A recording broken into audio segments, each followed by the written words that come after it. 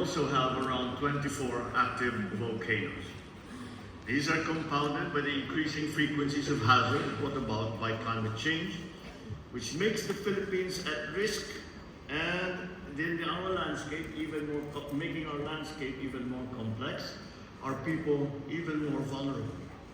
Much has been said about the resilience of Filipino spirit, but let us remember that strength was forged out of adversity over centuries of facing storms and earthquakes, adapting and rising once again with a renewed vision and purpose.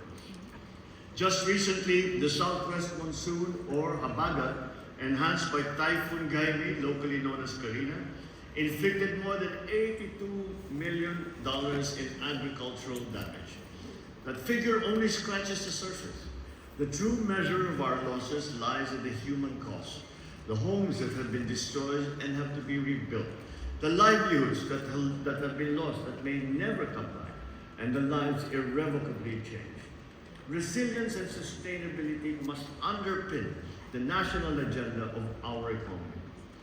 This recognizes that all our efforts in economic planning are fragile in the face of calamities and disasters. For us, the stakes are existential, the consequences generational, and the policy environment increasingly complex. However, this narrative is not unique to the Philippines. Across the Asia-Pacific region, nations like ours grapple with similar trials. We share a common struggle, navigating the balance between continued economic growth and dealing with the ever-present threat of disasters.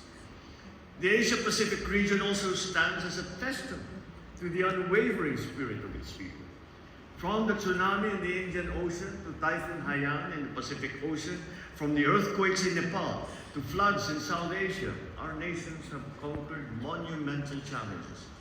Still, we remain as the world's engine of growth, steering the global economic recovery in the wake of the pandemic. We must strive to create a future where the need for recovery becomes less frequent, as we lay the foundations for a safer, more adaptive, inclusive, and disaster-resilient region. So as we convene for the 2024 Asia-Pacific Ministerial Conference on Disaster Risk Reduction, we find ourselves at a critical juncture.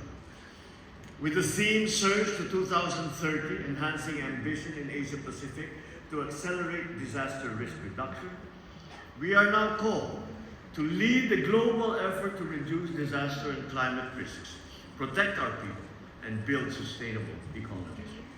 The Sendai Framework for Disaster Risk Reduction 2015 to 2030 gave the international community profound guidance in our disaster risk reduction efforts. Our path now is to redouble and to synergize our efforts to accelerate its implementation. It also remains crucial to align our goals under this framework with the 2030 Sustainable Development Goals, the United Nations Framework Convention on Climate Change, and the Paris Agreement. We must harmonize our approaches and pursue meaningful action under these mandates to secure a sustainable and climate-resilient future. The Surge to 2030 involves key steps. We must significantly increase our investments and develop financing mechanisms in disaster risk reduction. Sustained and predictable data and financing would help address disaster risk better. This entails ensuring that developing countries, particularly the least developed countries, landlocked countries, and small island developing states are provided greater access to these resources to advance their policies and build disaster resilience.